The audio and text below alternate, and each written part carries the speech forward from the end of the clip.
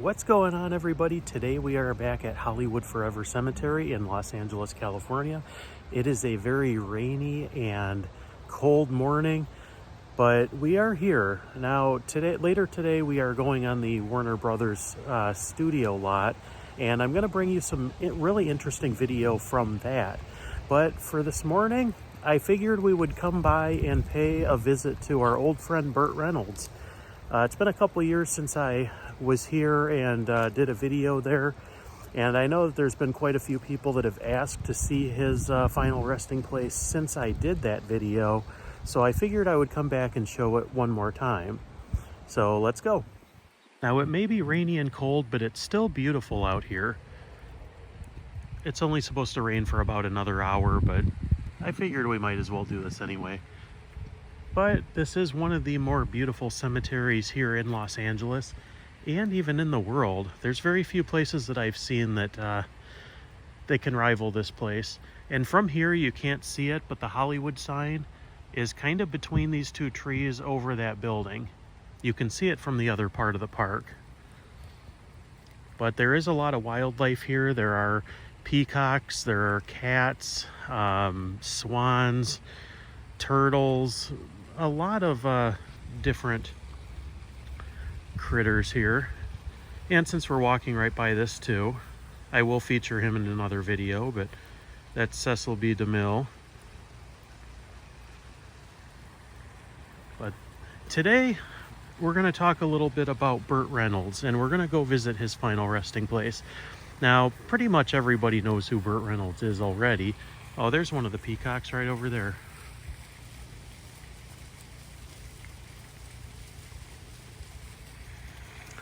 But Burt Reynolds, probably one of the best actors of his generation. He was the biggest box office draw, I believe 3, maybe 4 years in a row. Smokey and the Bandit, Deliverance. One of my favorite movies of his was a movie called, I believe it was The Last Movie Star. It was one of the last movies he ever did, and he was fantastic in it. He basically played a version of himself with a fictitious name. But if you haven't seen it, I highly recommend it. Speaking of wildlife, right there. You know, I have to say too, this place is not just a cemetery. There's a lot of people that come here to have picnics. A lot of people come here to walk, ride bikes. It's really a beautiful place.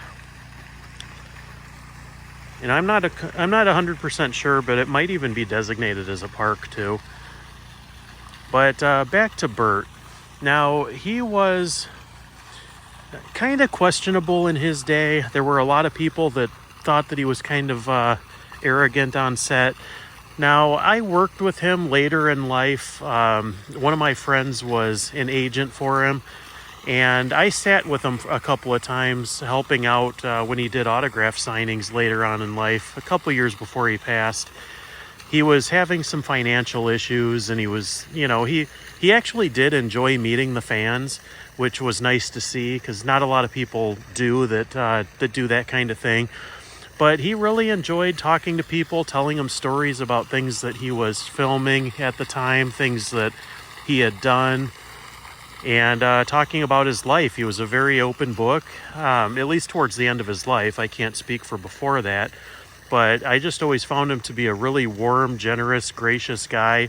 And, you know, I didn't know him well. I'd only worked with him a few times, but each time that I would see him after that first time, he would greet me with a hug, and he always remembered my name, and I always thought that was kind of special. You know, he was just a really interesting and good guy. If you see the swan over there, he's staring at me. But now Burt, the last few years of his life, he was struggling financially. He was living in Jupiter, Florida in a house, and I believe the house was purchased by his friend who was also his neighbor, and he allowed Burt to live there almost rent-free until the day that he died, which was, I mean, that's a phenomenal thing for somebody to do.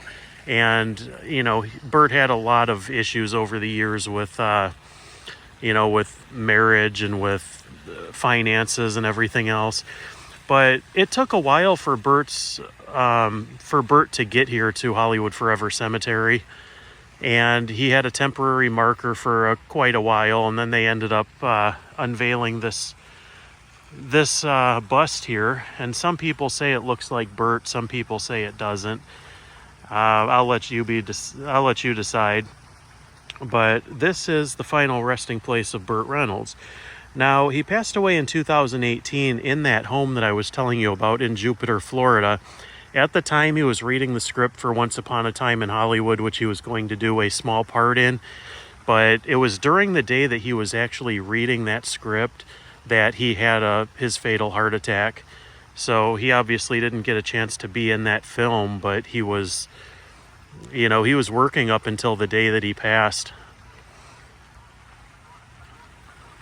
And people, this picture's been here for quite a while, but people leave flowers and other things, and I've seen the people leave like Matchbox cars of the Smokey and the Bandit car. But there's Burt Reynolds.